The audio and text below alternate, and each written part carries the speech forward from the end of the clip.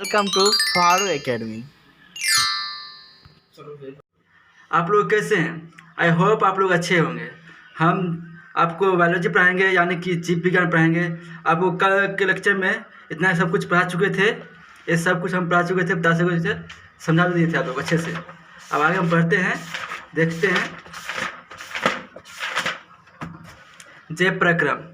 आज हमारा एक लेक्चर होगा जिसका वो है नाम इसका जैव प्रक्रम। इसका पर हम लेक्चर करेंगे। इस पर चैप्टर का नाम है जैव प्रक्रम।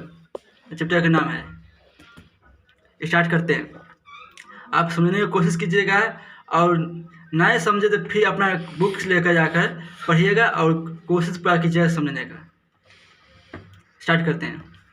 जीवों में संपन्न होने वाली वे सभी क्रियाएं जो सम्मिलित रूप से अनुरक्षण का कार्य करती है जैव प्रक्रम कहलाती है। ये हम अपने बोलचाल भाषा में बोल सकते हैं, इसको ऐसे भी लिख सकते हैं, और यानी कि बुक के भाषा में लिखे हैं, वो भी आपको हम समझाने की कोशिश कर रहे हैं। शरीर की वे सभी क्रियाएं जो शरीर को टूट फूट से बचाती है और सम्मिलित रूप से अनुक्षण का कार्य करती है वे जैव प्रक्रम कहलाती है। ओके, आगे बढ़ते हैं। यानी कि इसका बोलेगा, आपको एग्जाम्पल बता देने के लिए बोलेगा पोषण, शोषण, उत्सर्जन इत्यादि। इसका अर्थ हो सकता है, इसका अर्थ मतलब इसका एग्जाम्पल हो सकता है जैसे में हो सकता है और कुछ, लेकिन हम आपको सुधारने खातिर 3 को दिए हैं। आप 3 में से एक को याद रखेंगे तो आपको काम चल सकता है एग्जाम के लिए, बोर्ड एग्जाम के लिए। आगे बढ़ते हैं। जैव प्रक्रम में सम्मिलित प्रक्रियाएं ये सब होती है। देखिए, पहला पोषण, दूसरा शोषण, तीसरा वाहन, चौथा उत्सर्जन। हम आज मतलब पोषण का बारे में कुछ समझते हैं, डिटेल में जाकर देखते हैं उसको कैसे क्या उसको यूज करते हैं अपने जीवन में। पोषण सजीवों में होने वाली वह प्रक्रिया जिसमें जीवधारी जैव रासायनिक प्रक्रम के द्वारा जटिल पदार्थों को सरल पदार्थ में परिवर्तित करके ऊर्जा प्राप्त करते हैं, उसे पोषण कहते हैं। मतलब आप तो यहाँ पर क्वेश्चन उठाएंगे, आपके मन में उठा होगा कि जैव रासायनिक प्रक्रम क्या है। ये आपको आगे जाकर बताएंगे क्या है, और आप यही बोल देंगे जटिल पदार्थ क्या होता है। इसके भी हम चर्चा आगे जाकर करेंगे। हम आप ये समझ लीजिए आपकी यहाँ इसके मतलब इसका हमें परिभाषा लिखने के लिए इतना कुछ लिखना पड़ेगा। मेन पॉइंट 2 ही इसका समझ लिया होगा, एक जैव रासायनिक प्रक्रिया, एक जटिल। इसको आप मेन पॉइंट लिख लीजिएगा, शायद मेरे ख्याल से ये परिभाषा हो जाएगा, संपूर्ण हो जाएगा। इसको लिख देते हैं प्रक्रिया के बारे में। पोषण की प्रक्रिया, ब्रह्म ऊर्जा शस्त्र से ऊर्जा ग्रहण करना। इतना आपको याद नहीं रहेगा, इतना भी लिख सकते हैं। जटिल पदार्थ, ये भी लिख सकते हैं। अब इसको ये लिखोगे तो और अच्छा होगा, ये भी लिखोगे तो अच्छा होगा। ये लिखोगे तो अच्छा इसलिए होगा यानी कि थोड़ा लंबा है, उसको देखेगा तो हाँ अच्छा लिखा है, उस तोड़ के लिखा हुआ है। ये बस 2 शब्द में लिख दिया है। ये किताब के है ऊर्जा शस्त्रों से प्राप्त जटिल पदार्थों का विघटन। अब विघटन का शब्द से आप समझ सकते हैं क्या होता होगा इसका। अब वो किताब में लिखा है NCERT में, आपको पेज में हमको इतना याद नहीं है, लेकिन इसमें लिखा होगा विघटन के बारे में अच्छे से समझाया हुआ है। अभी आपको यहाँ पर नहीं बताएंगे, हम आगे जाकर बताएंगे। जैव रासायनिक प्रक्रम से सरल उपयोगी अणुओं में परिवर्तन। ऊर्जा के रूप में उपभोग तो आप जानते होंगे। जो जोड़ दिया है इसको भोग लगा दिए हैं। भोग मतलब जानते हैं ना, मतलब खाना होता है, उसी को बोलते हैं उपभोग। विभिन्न जैव रासायनिक प्रक्रम का होना, नए जटिल अणुओं का निर्माण। जो जैसे बोलते हैं हमको ऊर्जा कम है और उसको हम यानी कि ऊर्जा लाने के लिए खाना खाते हैं, तो नया तो कोई प्रोटीन उसमें हमको आता है ना, उसी को अणु बोलते हैं। अणु मतलब अपन लोग को जटिल, मतलब अणु जटिल, इसको भी बारे में आगे बताएंगे डिटेल में। अभी कुछ पॉइंट आपको बता रहे हैं, उतना आपको घबराएगा नहीं, सुनिए समझ में आया, आगे हम बताएंगे। इसको ऐसा ही बोल सकते हैं प्रोटीन संशोधन की क्रिया, इसको प्रोटीन भी बोल सकते हैं। शरीर की वृद्धि एवं अनुक्षण, शरीर की वृद्धि एवं अनुक्षण मतलब आपको पोषण की प्रक्रिया में सब आपको हम बता रहे हैं, ये ध्यान रखिएगा। ये जितना भी बताएं अभी हम आपको ऑब्जेक्टिव में पूछ भी सकता है। ये पूछेगा पोषण की प्रक्रिया में जटिल पदार्थ क्या है, यही पूछ सकते हैं। अब लोग बहुत सारे क्वेश्चन पूछ सकता है, अब क्वेश्चन हम बाद में बताएंगे। अभी अपने आपको इसको सबको समझिए, आगे बढ़ते हैं। पोषण के आधार पर जीव कितने प्रकार के होते हैं? आपने कभी सोचे हैं हमारे आसपास में जीव सब कितने प्रकार के होते हैं या नहीं होते हैं? और सोचे होंगे या सर से आपको स्कूल से बताए होंगे, ध्यान होगा, ठीक है? नहीं ध्यान हो तो हम आपको ध्यान पा देते हैं, याद पा देते हैं। देखिए, स्वपोषी और परपोषी दो प्रकार के अपने लोग आसपास जीव पाए जाते हैं। इसमें भी बहुत मतलब स्वपोषी में 2 प्रकार फिर हो जाता है, और परपोषी में भी हो जाता है 5 प्रकार का। वो हम आगे बता रहे हैं, पहले इसको मतलब डिफिनेशन कर देते हैं। यानी कि हम परपोषी के बारे में जानते हैं। वे जीवधारी जो अपने भोजन का निर्माण स्वयं करते हैं, उसे स्वपोषी पोषण कहते हैं। आप ध्यान से सुनिए बात को, क्या हम कहना चाह रहे हैं उसको ध्यान कीजिएगा, तो आपको एक ही पॉइंट पर समझ में आ जाएगा। फिर हम समझाना है आपको।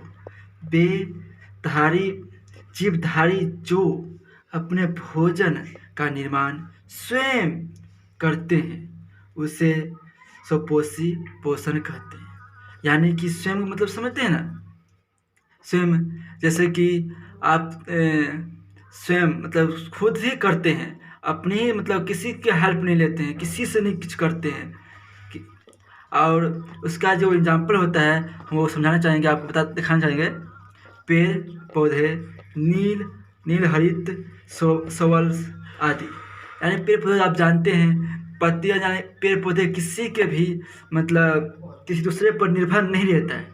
पेड़ पौधे स्वयं पर करता है, स्वयं अपने भोजन बनाता है, स्वयं ग्रहण करता है, और जो कब भोजन बनाता है कब क्या करता है किसी को पता भी नहीं चलता है। आगे बढ़ते हैं परपोषी में। परपोषी वे जीवधारी जो अपने भोजन के लिए अन्य जीवों पर निर्भर होते हैं, उन्हें परपोषी कहते हैं।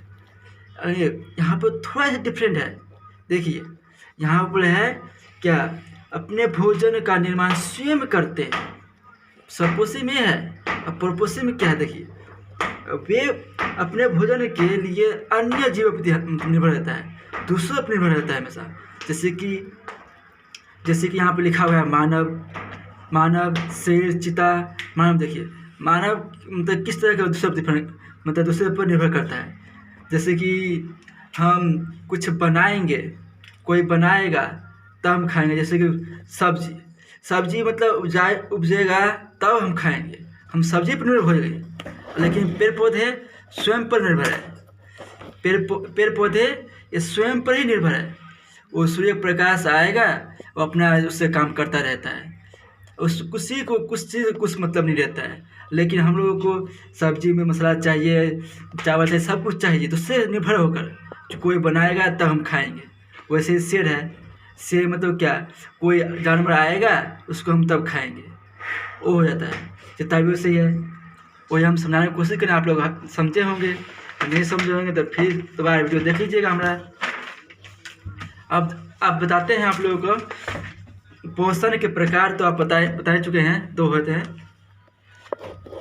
पोषण के प्रकार तो आपको बता चुके हैं 2 होते हैं, स्वपोषण और परपोषण होते हैं।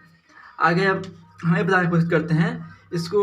आपको भले या कि बोलेंगे ना आप, हमको पोषण के बारे में कुछ पता नहीं है, पोषण के बारे में कुछ पता नहीं है, हमको समझ लिए कुछ पता नहीं पता है, तो हम बस ये सोचेंगे पोषण मतलब ये तो जानते हैं, हम तो बताए हम 2 प्रकार के होते हैं। इसको डिफिनेशन नहीं भी लिखिएगा ना, बस अब ये डायग्राम बनाकर इसको इसको समझा दीजिएगा। हम इतना जानते हैं, इसको हम इतना हमको आता है, इससे आगे नहीं आता, वो समझ जाएगा। आपको 5 नंबर का क्वेश्चन रहेगा, आपको जरूर 3 नंबर में दे ही देगा, मतलब हम जरूर जानते हैं कि मेन पॉइंट इसको 2 ही हुआ। आगे अगर इसमें आप ये भी सब लिख देते हैं तो मेरे ख्याल से नंबर कटने का कोई चांस ही नहीं होगा। देखते हैं सपोसी कितने प्रकार होते हैं। सपोसी 2 भागों में बांटा गया है। पहला प्रकाश संश्लेषी, फिर रासायनिक संश्लेषी, प्रकाश संश्लेषी। अगर इसको डिफाइन हम आगे हम करेंगे, अभी नहीं कर रहे हैं, आपको सिर्फ बता रहे हैं कितने प्रकार में डिफाइन हुआ है। अब फिर देखिए, अब आते हैं प्रपोषी पोषण पर। प्रपोषी पोषण ये 5 तो मुख्यतः 5 प्रकार में डिवाइड हो गया है, डिवाइड किया गया है। पहला तो है परजीवी होगा, दूसरा मृतोजीवी होगा, और तीसरा शाकाहारी हो गया, मांसाहारी हो गया, सर्वाहारी। आपको इसमें से कुछ पॉइंट ऐसा है जो आपको नाम से स्पष्ट है, सो आप उसको कैसे डिफेंड करेंगे, कैसे नहीं डिफेंड करेंगे। आप बस कुछ जैसे कि पहला पॉइंट है, इसमें आपको मतलब हमको समझाना पड़ेगा परजीवी क्या होता है, नहीं होता है। मृतोजीवी इसको हमको समझाना पड़ेगा आपको।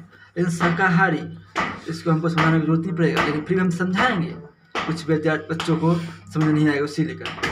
अच्छा, मांसाहारी आप ये जानते होंगे, और सर्वाहारी ये भी जानते होंगे। सर्वाहारी आपको समझने की, सर्वाहारी यानी कि ये होता है, मतलब उसको बताएंगे, अभी नहीं बताएंगे, आपको अभी इतने बता छोड़ देते हैं। इसलिए इसको सबको जब हम डिफाइन करेंगे ना, उस समय आपको डिटेल में जाएंगे, सब अच्छे समझेंगे। हम इसलिए बस सब बता रहे हैं, सो आपको 10वीं नहीं पास करना है, आपको फिर आगे भी जाना है। अगर आप मतलब लाइफ में कुछ कीजिएगा तो ऐसा तो इतना करिए होना चाहिए ना अपना शरीर के बारे में, हम क्या करते हैं, क्या होता है, नहीं होता है, कितना। अगर पहले आपको इच्छा हुआ कि हम आगे लाइफ में जाकर हमको बायोलॉजी पढ़ना है या डॉक्टर बनना है, डॉक्टर बनिएगा तो उसके लिए तो सब तो मुख्य मतलब बेसिक बात तो आना चाहिए, समझ में आएगा तब ना आगे जा कुछ कीजिएगा। आपको ये पता ही नहीं होगा क्या प्रकाश का कितने पोषण का कितने प्रकार होते हैं, परपोषी किसे कहते हैं, परजीवी किसे कहते हैं, शाकाहारी क्या होता है, मांसाहारी क्या होता है। इसको पता होने के लिए ही हम ये भी जानते हैं। 10th में आप बोले बायोलॉजी क्या पढ़ेंगे, बायोलॉजी बहुत 20 नंबर पूछवे करता है। हम 10th में समझ लेते 20 नंबर पूछते हैं, लेकिन जब आप डॉक्टर बनिएगा उस समय तो आपको 20 नंबर तो आपको 200 नंबर से भी ज़्यादा हो जाता है। आप समझने की कोशिश कीजिए, आपको बेसिक सही रहेगा बायोलॉजी का भी, किसी भी सब्जेक्ट का, एनीथिंग, चाहे केमिस्ट्री हो, फिजिक्स हो, मैथ हो, चाहे इंग्लिश हो, चाहे जो भी हो, चाहे बायोलॉजी हो, अगर उसका बेसिक आपका स्ट्रॉन्ग है तो आप अगर कुछ भी करेंगे ना उतना आपको दिक्कत नहीं हो पाएगा। ये हमारा गारंटी है, हम जानते हैं, इसीलिए हम समझाने की पूरा कोशिश कर रहे हैं। और इसलिए हम चाहते हैं जो भी बच्चे इस वीडियो को देख रहा है समझने की कोशिश करे, से यानी कि हमको 20 नंबर नहीं लाना है और आगे भी जाना है। इसीलिए कि सब कुछ को सब समझते हुए, और हम ये बोलेंगे इस खाली बायोलॉजी पढ़ो, हम ये भी बोलेंगे अब केमिस्ट्री बोलो, फिजिक्स पढ़ लो, सब हर एक सब्जेक्ट में अब अपना आप को समझे हम हीरो हैं। मतलब इस एकेडमी पर आपको हम हीरो बनाएंगे। अब पढ़िएगा तो जरूर हम बनाएंगे, अच्छे से पढ़िएगा, मन लगा पढ़िएगा जरूर हम बनाएंगे। हम पूरा आपको मतलब इतना बोले, हम ये नहीं बोलेंगे कि आप पढ़िएगा, देख लीजिए वीडियो, आइए आप 10 मिनट लेक्चर सुन लिए हमारा और चले गए, वो नहीं बोलेंगे। आप हमारा लेक्चर सुनिए, फिर आप उसका नोट बनाइए, फिर उसको समझने की कोशिश कीजिए, नहीं समझ फिर दोबारा वीडियो देखिए, बार बार देखिए, जब तक आपको समझ ना आए तो छोड़िए नहीं इसको। बस आप यानी एक वीडियो 2 बार देख लीजिएगा ना, हमको लगता नहीं है तो आपको समझ में नहीं आएगा अच्छे से।